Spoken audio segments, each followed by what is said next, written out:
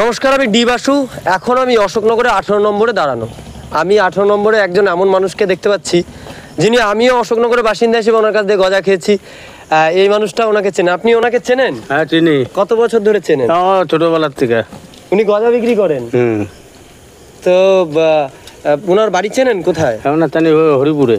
আমরা শুনতে পারলাম অশোকনগরে এসি ট্রেন দাঁড়াচ্ছে না। এবার প্রশ্ন সবার একটাই, যে কেন অশোকনগরে দাঁড়াবে না? হাবড়ায় দাঁড়াচ্ছে বা বিধাননগরেও দাঁড়াচ্ছে, কিন্তু টিকিটের দিক দিয়ে তো অশোকনগর কোথাও কম বিক্রি হয় না। তো আর এই মানুষটাও অশোকনগরে এই বয়সেও কাজ করছেন। ওনার বয়সটা আমি জানতে চেষ্টা করবো। আপনার বয়সটা বলুন একটু। আমার বয়স 73 বছর। 73 বছর। আপনি গজা বিক্রি করছেন, আমিও দেখছি অশোকনগরে বহু বছর ধরে।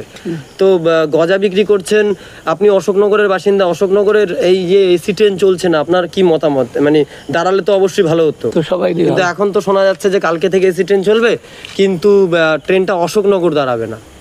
না, অশোকনগর দাঁড়ানোর প্রয়োজন আছে।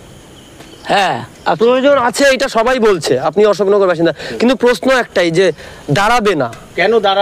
দাঁড়াবে না এইটার বিষয় যদি এটার বিষয় কারণটা কি আপনি যদি তার জন্য প্রতিবাদ করতে হবে জনগণকে, অশোকনগরের জনগণকে। আমাদের কাকা কি বললেন? প্রতিবাদ করতে হবে। অর্থাৎ প্রতিবাদ বা বিপ্লবের মধ্য দিয়ে কি হতে পারে সেটা উনি বললেন। তো শুধু প্রতিবাদটা কিভাবে করবে? কি কারা করবে? প্রতিবাদটা কারা করবে? কিভাবে করা উচিত? সবাই মিলে সরকারের বিরুদ্ধে বলবে যে কেন নামবে না, এখানে কি প্যাসেঞ্জার নেই? আচ্ছা, সরকারের বিরুদ্ধে না, এখানে যে মানুষ নেই, এসিতে চড়ার মতো মানুষ নেই। আচ্ছা, আপনি কিছু বলছেন? হ্যাঁ বলুন না। হ্যাঁ, এসিতে চড়ার মতো কি অশোকনগরে মানুষ নেই কেউ? হ্যাঁ, তাহলে দাঁড়াবে না কেন? তারপর উত্তরটা আমরা চাই। তো দাঁড়াবে না কেন অশোকনগরে, এইটাই একটা প্রশ্ন মানুষের মনে মনে।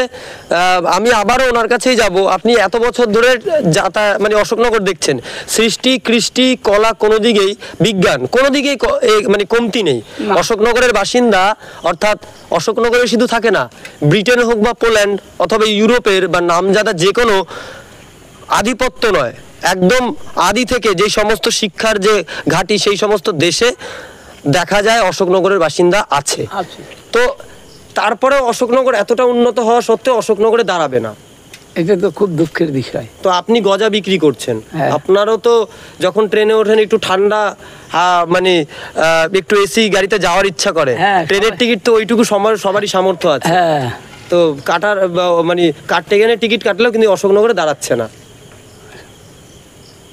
তো উনি আর কিছু বলতে চাইছেন না। উনি প্রচন্ড আমি পরিশ্রম করে এসছেন। আমি দেখানোর চেষ্টা করবো ওনার এই এত বড়, এটার ওজন কত? আপনার এটার ওজন কত? এটার ওজন এখন কেজি 10 হবে। কেজি 10 ওজন। উনি এইটাকে বহন করে করে কোথায় কোথায় নিয়ে যান? সারা অশোকনগর ঘোরেন। সারা অশোকনগরের কত কিলোমিটার আপনি তাও ঘোরেন? 25-30 কিলোমিটার। রোজ 25-30 কিলোমিটার হাঁটেন গড়ে? কত বছর তাহলে বয়স হলে বলেন? 73। 73 বছর বয়স। আপনার নামটা একটু বলুন। আমার নাম ননীগোপাল কুণ্ডু। ননীগোপাল কুণ্ডু। আপনার বাড়িটা অশোকনগরের? হরিপুর বান্ধবপল্লী।